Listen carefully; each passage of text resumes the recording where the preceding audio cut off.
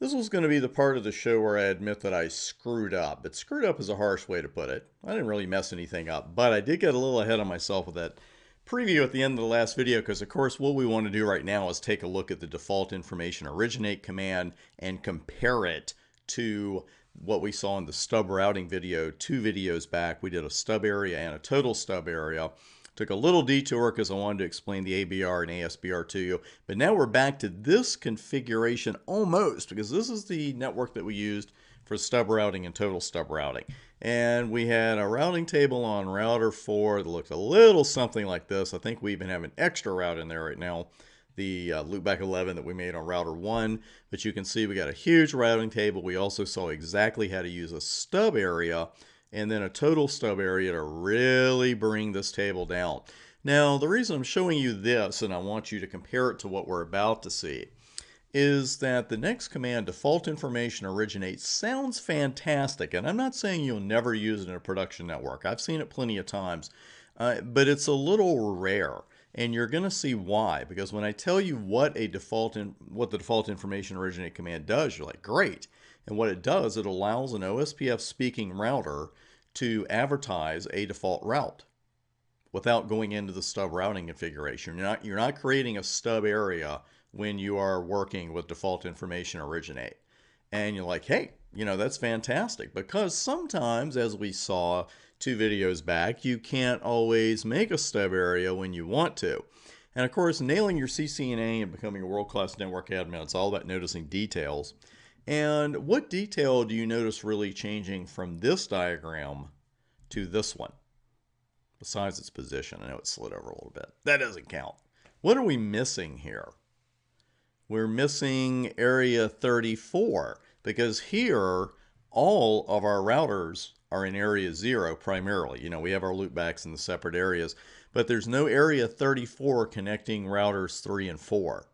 So if I'm looking at this huge table, which I am right now, I rebuilt the network during the break because you know how to build this. Where on router 4, I'm looking at a huge table and I'm thinking, oh, okay, well, I can do some kind of stub routing. Well, the thing is, you can't, because we're in area 0. What happens when you try to do that? Let's quick reminder here. Forget it. Forget it. Backbone can't be configured as a stub area. It can't be the transit area, and it can't be a stub area either. So now what do? Well, default information originate sounds like a pretty good idea, because again, it allows a router to advertise a default route. And what you want to do here really is have router 3 advertise a default route over to router 4. That's what it sounds like we want, right? Because that's what we had when we configured the stub, and then especially the total stub. The table was shrunk down by 95%. We had that nice default route. So let's see exactly what happens with this particular command. It does have a little pain in the butt hyphen there, but you got a nice description there. Distribute a default route. We've got some options here about always advertising it, a default metric, a metric type, and a route map reference. I don't think we need any of those. So let's go ahead with default information originate. No reloading, no redoing adjacencies, no nothing necessary here. So we go over to router 4. Let's run a show route OSPF, because that default route will still be an OSPF command, an OSPF route, and I don't see one. That's because there isn't one. The table looks exactly the same. Well, I told router 3 to advertise a default route, but the thing is, with the command as I entered it, let's just go right back up to it. Default information originate. This command allows a router to advertise a default route in OSPF if there is one to advertise in the local table. And with everything being the same, router 3 is not going to have a default route all by itself. And we can run show IP route OSPF just to verify that. It's got all kinds of routes, but it does not have a default route to advertise. But unbelievably, there's actually a workaround for this, and it's the always option that we saw before. Because if you use default information originate always, that allows a router to advertise a default route even if it doesn't have one in its own routing table to advertise. Now that sounds like a fantastic feature. Let's go ahead and go under OSPF And then for housekeeping's sake, I'm going to take off the original command and then just tack always onto the end of this one. And again, always advertise default route, and that means always, even if there isn't one to advertise. Don't need any of those options. We're good. And let's go down to router 4.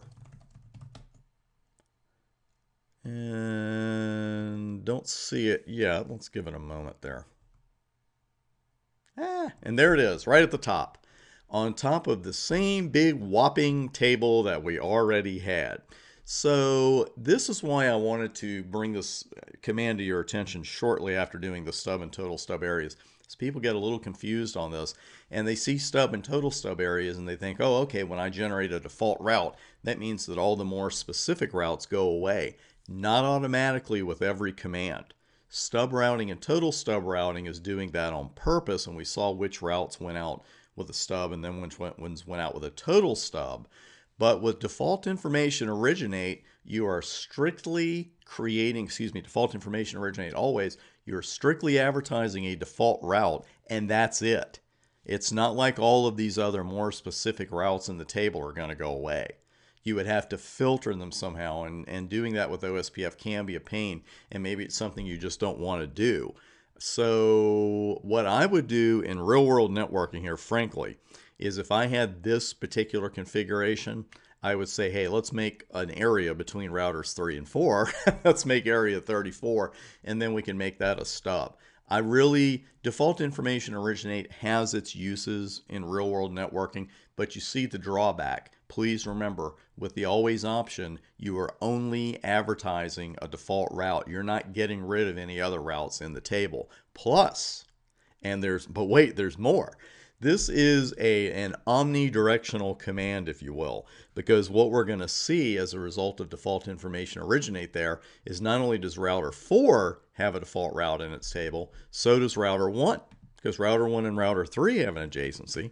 So if we go up to router 1 and run show IP route OSPF, there's a default route. As a matter of fact, it's being load balanced because of the 2 connections that routers 1 and 2 have. We're going to look at load balancing in more detail here shortly, but that's why you see 2 entries right there, because the metrics are exactly the same.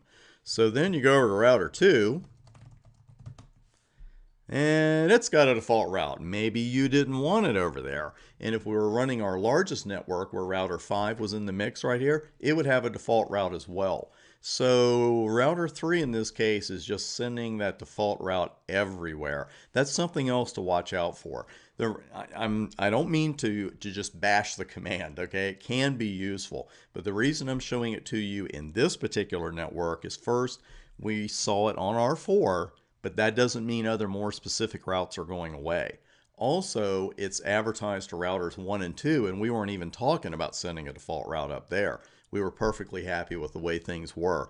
So again, all things being equal, I'd rather use a stub area or a total stub area, but in case an exam question, job interview, or job situation, production network situation, just means that you can't make a non-backbone area there. You could use default information originate always, but you'd have to do some pretty serious route filtering along the way as well, and that's a more advanced OSPF skill that unfortunately we can't get into because we're learning enough skills as it is. So there's default information originate. You know the theory, it sounds great, but when you put it in operation and production networks, you just got to watch your step and make sure you're getting the result that you want to get. Now, coming up next, I've got it. We're going to see some load balancing in the next couple of videos. We're also going to talk about cost when you want to tweak it, and a couple of different scenarios, because there are a couple of different commands that you can use in OSPF to tweak a route cost, and we will see them all in action coming up next.